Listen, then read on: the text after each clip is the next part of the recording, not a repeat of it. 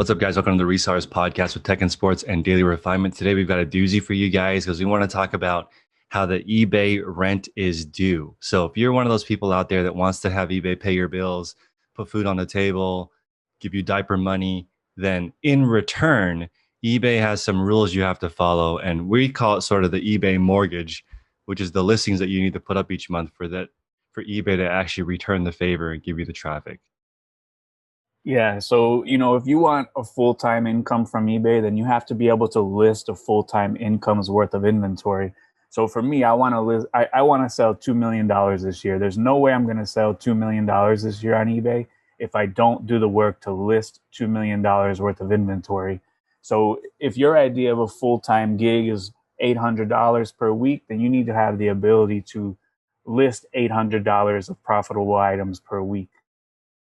When it comes down to replenishables or multiples, there's a rule that always is true in eBay. And that's the person that sells similar categories or the same item or buys bulk. That person always makes more money than the onesie twosie person each day looking for something different. I've never met anyone that makes a full-time living doing that, where every day is a completely different category, different Easter egg hunt. It's at least in the same category.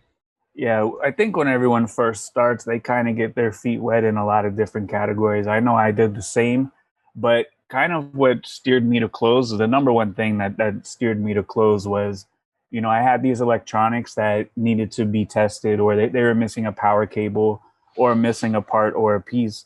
And I would buy them because they were profitable. I'd get home and I would list the clothes because they were ready to go, Mhm. where I had to test this electronic, or I had to go on eBay and order a power cable for $8 more. And, do I order this power cable for $8 and the thing doesn't work? It's only worth 30. Then I'm out $8 for a power cable and this thing is a hunk of junk. So I noticed myself just putting all of those electronics to the side because it was the extra step of testing and the extra step of buying the accessories. Then once I got around to buying the accessories, some of them didn't work and you were out money. You were out the accessory part, or they were just so much more difficult to pack. And I know when I used to do a lot of electronics, I would always hold my breath that it would arrive safely to the customer. And every message that said, your buyer has a question about this item, like I had to hold my breath. Because if it was concerning electronics, it's either going to be broken because we got it from the flea market or the thrift. So we don't know the history of the item. We don't even know if it's fully working. We can turn it on and it powers on, but like, does it really work throughout the whole day of using it? We have no idea. Or it's user error, or it got broke in the mail. And like, you can pack stuff as good as you want, but like things are always going to get shaken up in the mail. So like, just the stress level of just eliminating electronics out of my life and just focusing on clothing. I know that when I get a message, it's usually going to say that this item doesn't fit. Like it doesn't break in the mail, and I can just tell them to return it and I'll just resell it myself. So, you know, that was kind of the road that I took. And it was more, it wasn't even about the money. It was just about so much more stress of so much more customer service and returns, where if an item is broken or damaged, it's get returned to you and it's not worth anything. So there was just a lot more loss as opposed to just focusing on clothing, building a machine around clothing, and way less stress, way easier in my opinion to do. And I found success worrying about that one thing. See, this is really important to understand because I get literally 10 questions a day saying, is this method better, or is that method better, or is this way of doing it better? And the only person that can answer that is you in your own business. You determine if it's better or not. We know people who only sell things that Yep. require testing. It just depends on your specific business, in your situation, how much space you have, how much money you have, how much experience level you have. For some people, clothing is too Mhm. difficult and has too many things to deal with. For other people, it's the best thing ever. It depends on Right. you. And like the guy Don in the morning call, he sells a lot of high end electronics, but he strikes me as a guy who likes tinkering, who likes doing that sort of thing. And for me, like I have no desire to tinker with stuff or to, adjust things like that. But like Don, he doesn't want to do clothing. It's just a lot of it is based on personality types, what you like, and pretty much what your risk tolerance level is. And like you said, what works for me don't work for you. The way how you list isn't best for me. The way how I list isn't best for you. And we talked about that a lot last week of just building the business that you want, that's going to give you the life and the lifestyle that you want. It's so interesting looking at essentially we're two clothing stores, but we're in two totally different categories. I'm like a lot of career wear, like basics, more mall brands, just because it depends on where you live too. You can figure based on where you are, you start to eliminate what doesn't work for you. And there's only a few things that trigger me on social media, and one of them is the eBay fees are killing me. This, for some reason, it just triggers me because I'm like, they give you the customer, they handle the money, they have a return protection policy. You go out and find the customer if you think the 13% eBay fees are expensive, because it's not. I don't find that expensive at all. No. On top of all of that, they do photo hosting, which would cost us $1 bajillion a year to host our own photos. Every item is automatically taken down when it's sold. The the whole return request, that's to protect us so buyers can't extort us in the messages. They have it set up in one place so that the dialogue is there, and they essentially have eliminated the dialogue of the return, where it's black and white. The customer needs to return it in order to get a refund. Before that, there was a lot of games being played and messages back and forth, and a lot of unnecessary drama with customers. So, like, you know, for me, I wish my eBay fees were $1 million a month. I would be a happy camper if my eBay fees was $1 million a month. I love it. And we also get the rebuttal. Well, I used to hear this. Mercari doesn't charge fees. Guess what? They do now. Zuckerberg is not dumb. He is making Facebook Marketplace as huge as possible and as big of people's normal everyday lives as he can before he turns it on. There's no way that's going to be free forever. Yeah, all this Macari, Poshmark, all those things, they're taking huge losses by not charging fees. They have a bunch of venture capital, hundreds of millions of dollars to get the platform off the ground. And like all good things must come to an end. They're all going to charge fees because they're a business, just like eBay is a business. So you get in there on the ground floor, they're not charging fees. They don't make you take returns. They have all of these cheap shipping options. Well, by them not taking returns, that's coming out of their pocket. By them having no fees, it's coming out of their pocket. By them subsidizing your shipping, it's coming out of their pocket. And all good things come to an end. Once, their balance sheets get in order and they maybe do turn public, they have a responsibility to become a profitable item. And the same way how eBay is profitable is the same way all of these other companies become profitable. And Facebook is going to do the same thing. They cannot run a business as a charity. It doesn't work. They're gonna eventually switch over. They've already started. They're starting to monetize different parts of it, and they currently do not offer as big of a discount on shipping as eBay. For the people who are making a full-time living, the savings you get on the eBay top-rated seller priority mail discount, that discount is not available unless you're selling like 3, 4, 500 packages a day as a company. You can't just get that deal without using their platform's Yeah, and discount. eBay is one of the largest shippers in the whole United States, probably right behind Amazon. Yep. They probably have a great rate with the post office, and they're giving us the crumbs at this discounted rate that they give us. They're making money hand over fist on the labels, and they could even make it cheaper if they wanted to, in my opinion, unless they negotiated the worst deal in the history of mankind. But like you said, it's way cheaper on eBay. I remember it took me maybe 2 or 3 years of going to the post office before I even figured out that you could print labels on eBay. And the savings there alone, like you said, it just goes into a bank. And a lot of people, even still with shipping so much money, shipping is still profitable for a lot of people, as crazy as it is. Mhm. So back to the initial thought of eBay. Essentially, if you want eBay to pay all of your bills and provide you a living, they're going to want you to put up the rent of listing. so that they can essentially give you the traffic that is corresponding to that. And I think there's a lot to this because I've never heard of anyone that has more traffic than they thought. Have you ever heard someone say, "Wow, I'm selling way more items than I thought"? That doesn't really happen. No, I can't recall that one. They give you the amount of sales and the amount of traffic that they know that you can fulfill per day. So for me, I get somewhere between I think 10 and 12,000 listing views per day. But if I had 12,000 sales in one day, like there's no way that I could fulfill all of those orders in an orderly manner to not disappoint the customer. So eBay is never going to give me a 100% conversion rate on all the traffic that it sends me. But they know in order for me to sell around 200 items per day, they need to filter in 12,000 people to look at my items.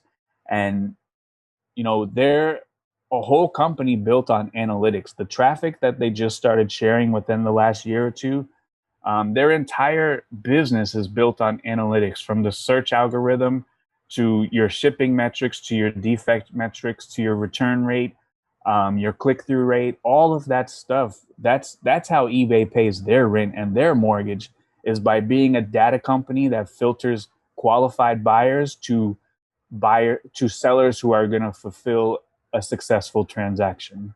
This is one of my hypotheses is that it might be related to your shipping metrics. If you have never fulfilled 100 orders before, They're not going to give it to you. it doesn't make sense. That's why I believe, and we've talked about it a little bit, I think that your Q4 bump, if you successfully get through Q4 with no Mm. issues, I think that's your new bar going into the new year. That's what I think. So in Q4, we all should get a bump because there's increased shoppers, there's increased activities. If you do your part and you fulfill all of those orders during Q4, you have no late shipments, you're not dropping the ball, your defect rate stays down, your return rate stays down. I think that eBay trusts you in the year going forward, that you've proven that you can fulfill those amount of orders. That's going to be our baseline going forward. And I've seen that every single year, and I've been on eBay for 10 years. And no matter what, when my sales go crazy in December, that's the level for the entire year. And I saw that again this year. So this makes sense.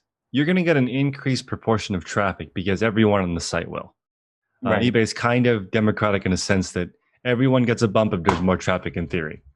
If that happens, you should get a bump in sales. And if now you've shown you were at 100 impressions and then you got 120 impressions a day because of the Q4 bump, and now you're good handling that, maybe now they're comfortable giving you 120 eyeballs, something like It's that. it's just speculation, but I have seen that year over year. And also year over year, my graph, even at the level that I'm at, it still says a 50% increase year over year. Like right now, I'm at 58% over last year. And we're talking 58% increase over a humongous number. And as long as I do what I'm Hmm. supposed to do, keep increasing, not increasing my listings, but you know, I list 250 items. I'm never going to oversell 250 items on an everyday basis. On the weekends, I might get lucky and sell 300. So on a Saturday, my store might be negative and my store is going to drop a little bit. But for the most part, if you list 10, you're never going to sell 10. You're going to sell three. So your Yep. store is plus seven every single day. So your Mm. store is going to continue to grow every single day. And as it grows, you have the opportunity, like we talk about, more hooks in the water, which is going to result in more sales. So your listing habit doesn't even have to increase year over year. You could be a 10 item a day lister year over year. And after 100 years, you'll have a 20,000 item store because you are never going to oversell your listings. Right. So, Yeah, you know, that's 100%. There's no way you could list 10 and sell 11. no, it's That impossible. doesn't work that way. Right. So, you know, so for me, as my store keeps getting bigger, the amount of inventory that I have in my store, the bottom line cost of the value of the inventory that I have in my store is going to continue to go up year over year, even if I just maintain. And as a result, I should see an increase in sales year over year, even just maintaining this level.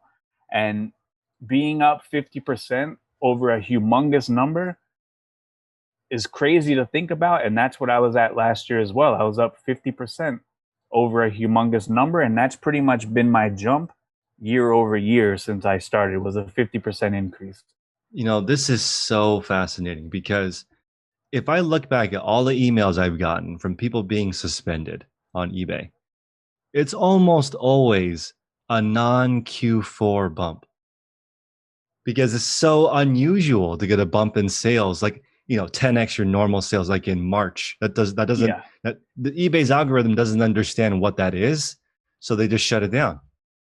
Yeah, yeah, yeah. Way too risky to just get a bump out of nowhere. Like they know a bump's coming November, December, Yeah, and into January, you still get a bump. But like for me, if I all of a sudden sold $25,000 in one day, they'd pump the brakes and they'd want to investigate and know what's going on. It's funny you say that because, for managed payments, not all users are authorized to sell in the bullion category yet.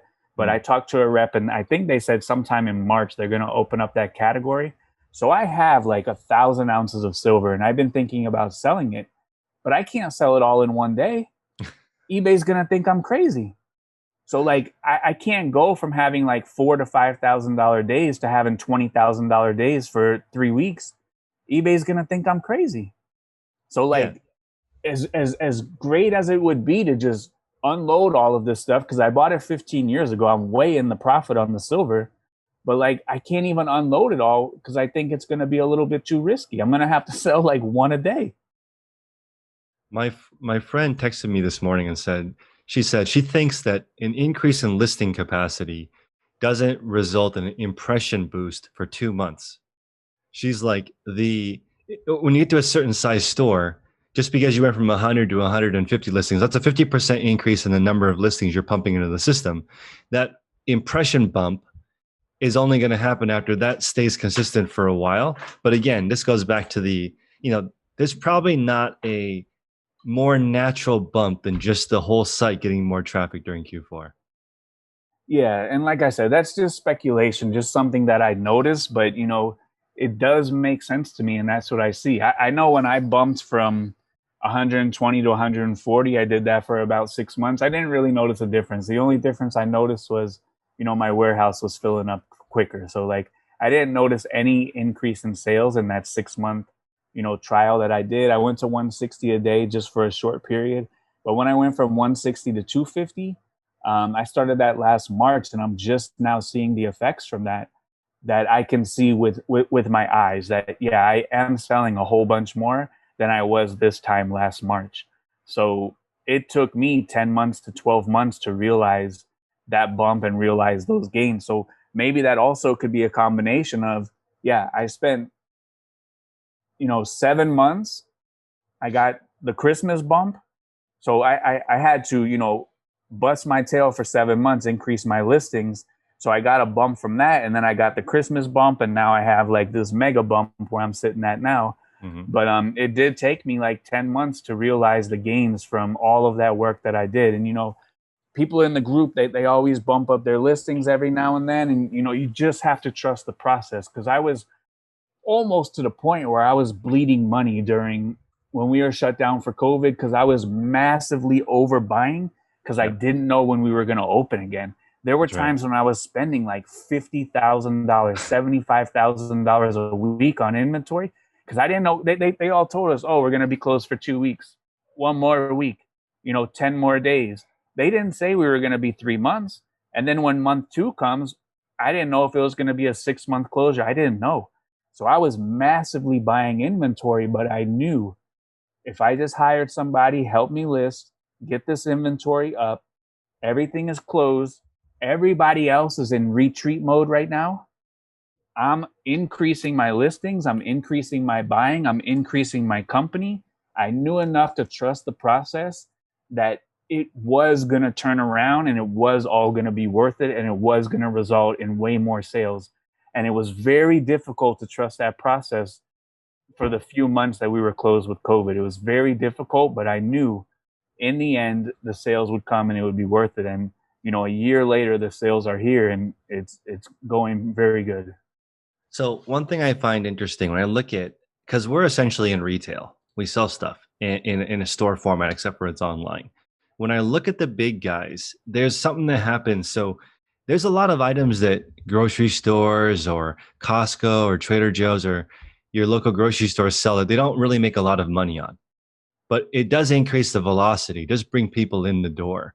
I do think that over time, if you have a big selection, I think that's something that people don't think about. If you improve the selection that you have over time, you might be able to squeeze a little bit better margins out of the whole thing. And I think that's confusing at first because people think, well, I don't want to pick up the cheap stuff. I only want the really expensive stuff in my store. It just, I think overall, that's a really difficult way to grow with only home runs. Difficult or impossible to grow really at scale with home runs, but you get a lot more benefits from having a larger store or a larger inventory, like you said. um, for one, you have something for every customer. The home run customer isn't necessarily going to buy the $20 item, but there's way more $20 customers than home run customers. You're going to get a whole bunch of add-ons, especially if you sell the same type of item. So like a guy today, he bought, I think, like 18 Tommy Bahama shirts, all size 3X. He bought them from me. Nobody else has 18 3X Tommy Bahama shirts on eBay besides me. So that guy came looking for one.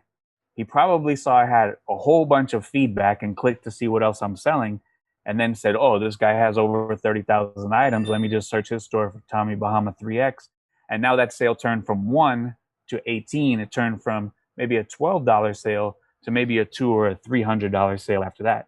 So you get the add-ons, you get the bundles, you get people at every single price level, every single affordability, and you also get to probably charge a little bit extra because as a guy who has 30,000 items, 30-day free returns, answer questions quickly, I can gain the customer confidence over someone who might have 12 items. Of our podcast. If you guys like to continue listening, please join us at patreon.com/the resellers podcast. This episode is over an hour long. You can listen to all of our podcasts and all the replays for just $4.99 per month, or you can join our Facebook group and our mentorship program where we have 9 live Zoom meetings every single week with 5 different coaches. All of us make 6 figures or more on selling online. So hop in there, level up. If you guys don't make money for some reason, we'll give you your money back, but we haven't had that experience yet so far. Everyone that has joined the group has made more money than before they joined. That's the whole point. And learn from experience, learn from people who have been doing it for a long time. There's nothing new in reselling. There's no secrets. The rent is due. You have to pay with listing a full-time amount of items if you want to make a full-time living on eBay. So we'll see you guys inside of the group. Thank you so much for joining us, and we'll see you next time.